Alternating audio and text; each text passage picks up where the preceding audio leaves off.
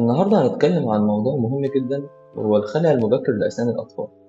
كتير من الأهالي بيفكروا إن الأسنان اللبنية مش مهمة لأنها هتقع في الآخر، لكن الحقيقة إن خلعها بدري ممكن يسبب مشاكل كبيرة مع الأسنان الدائمة. خلينا نفهم الموضوع سوا خطوة بخطوة.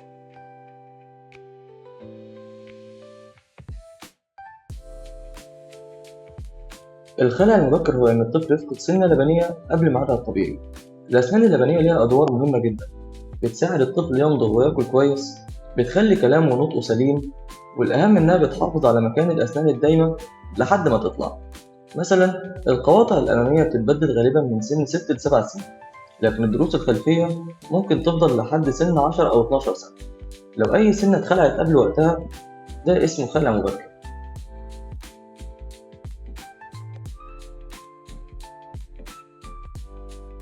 التسوس السبب رقم واحد. لو التسوس وصل للعصب وبيسبب ألم أو خراج ساعات بنلجأ للخلع. الإصابات، وقوع الطفل أو خبطة جامدة ممكن تكسر السن. مشاكل في اللثة أو العظم، خلع من غير تخطيط، أحيانا بيتشال ضرس من غير ما يتعمل حساب إنه لازم يفضل عشان يحافظ على المسافة.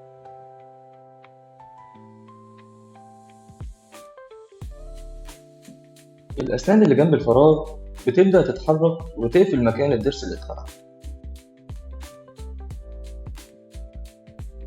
الأسنان الدايمة بعد كده مش بتلاقي مكان وتطلع معوجة أو مزدحمة.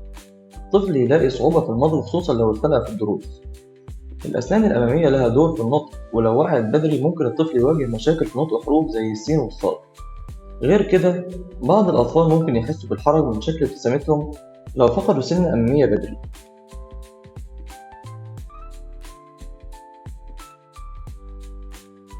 أهم حاجة بعد أي خلع مبكر إننا نستخدم حاجة اسمها حافظ المسافة Space Maintainer.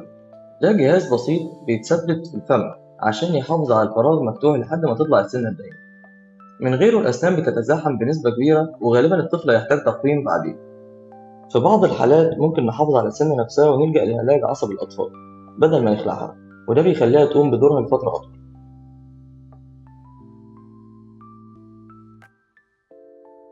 نخلي بالنا من تسوس الأسنان من البداية. تنظيف بالفرشة والمعجون مرتين يوميا، تقليل الحلويات والمشروبات الغازية، وزيارة دكتور الأسنان كل 6 شهور عشان نلحق أي مشكلة وهي صغيرة.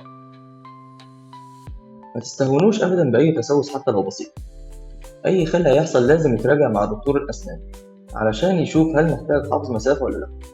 عود الطفل من بدري يزور دكتور الأسنان عشان يبقى الموضوع عادي ومش مخيف.